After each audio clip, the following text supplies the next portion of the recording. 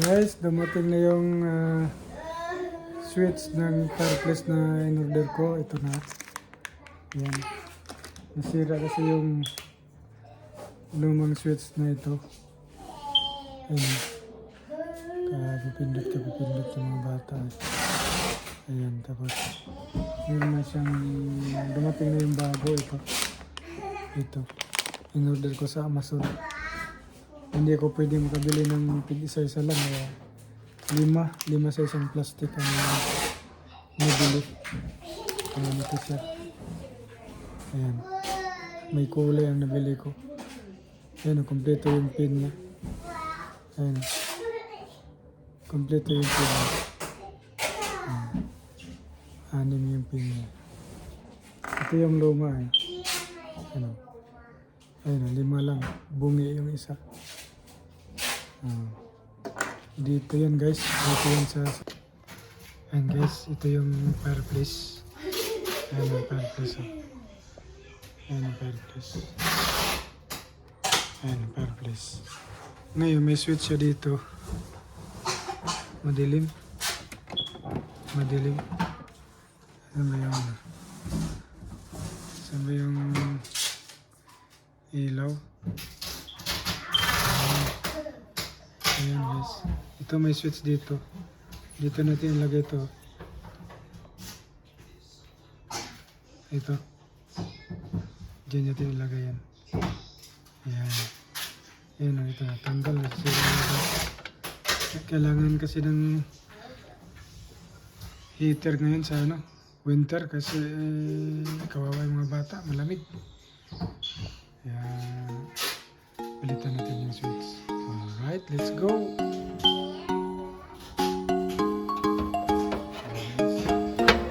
Buksan natin yung switch.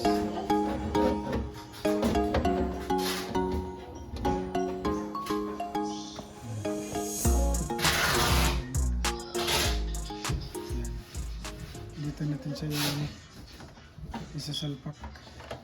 Dito. Ito yung pindutan.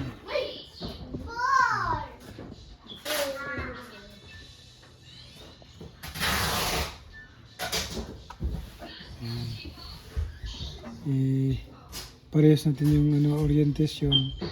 Off sa taas. Bali on sa baba. Kaya ganyan para pareho sila. Ganyan lang.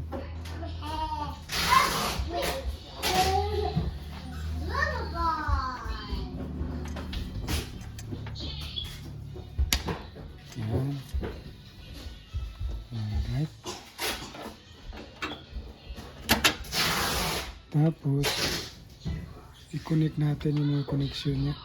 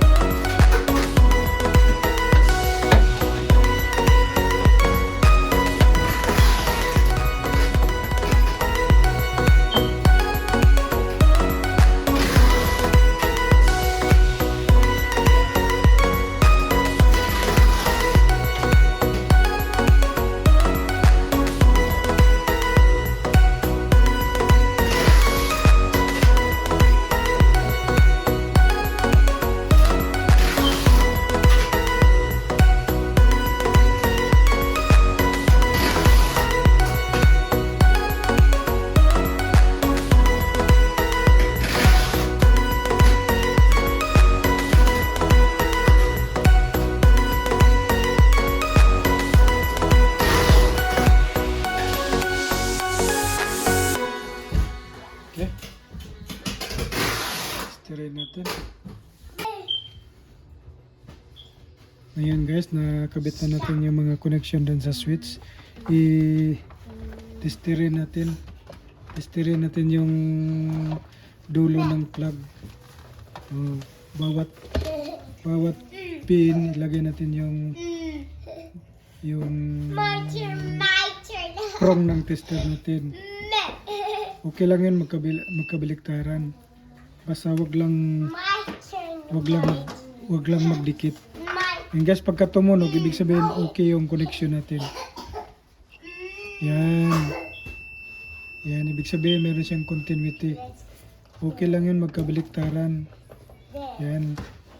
Ilagay natin yung isa dito sa yung itim, ilagay natin sa isang pin. Yung isang pin naman na pula. Yan, ibig sabihin meron siyang continuity.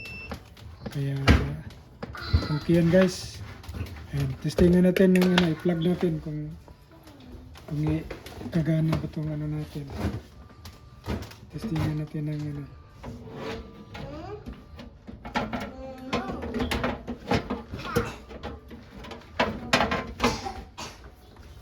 Ayan.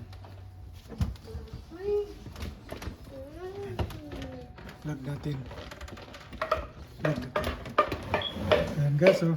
Ayan, umilaw siya. Ayan. Medyo mainit. Ayan.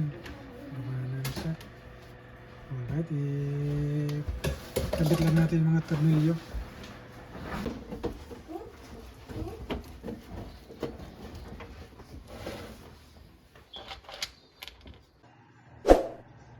Ayan na guys. Ito yung itsura niya na naayos natin yung switch niya. Bali ang maximum output power niya is nasa 1,500 watts, 120 volts. Tapos kaya niyang iwa-warm yung 400 square feet. Tamang-tama lang talaga siya guys sa living room. Ayan, mayroon siyang TV stand. Kaso lang nilalagyan ni Mami Isko ng Christmas tree. At yung TV naman nasa taas para hindi maabot ng mga bata. Nasa wall. Ngayon, disclaimer lang guys, ako po ay hindi po professional technician, pero sa aking pag DIY, it will help a lot to save money. Ngayon, ang tips na may share ko sa mga nagdi-DIY is bago i-disconnect yung wire unang-una, take a picture guys. Take a picture sa wiring connection para just in case magkaroon ng confusion, meron kang reference na babalikan. Tapos pangalawa guys, kailangan meron tayong multimeter. Ayan. Meron tayong multimeter na kagaya nito. Multimeter kasi meron siyang pwedeng i-testing natin yung voltage, yung ampere at saka yung ohms. Continuity. Yan. Dapat meron tayong ganyan. Lalong-lalo na sa mga nagdi-DIY, mahalaga ito guys, malaking tulong to. Itong multimeter na ito. Malaking tulong ito.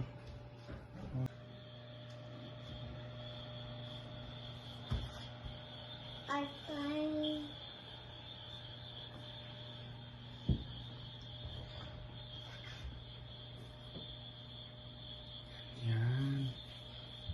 Yan. Yan si Mami. Just nanonood sila ngayon.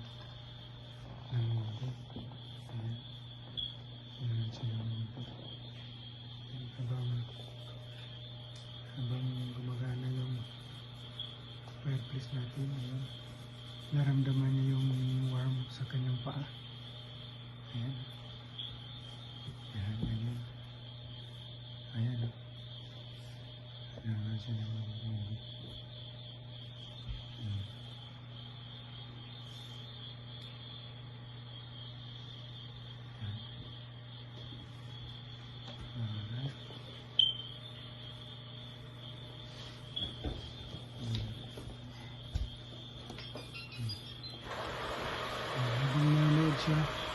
Habang nanonood siya, Mami, meron din siya ng Ito yung robot. Ayun. Ayun.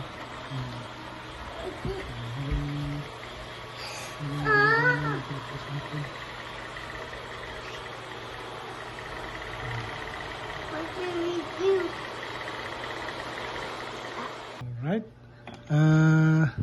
Naway nagkaroon po tayo ng konting kaalaman, lalong-lalo na sa pagdi-DIY. At salamat po sa pag-likes, sa pag-subscribe, at salamat din po sa pag-hit ng notification bell para maging updated tayo sa ating mga bagong videos. Thank you for watching, kaibigan, mga silent viewers dyan, friends. Team Paangat, maraming salamat po sa patuloy niyong suporta. God bless you all, and I will see you on the next one.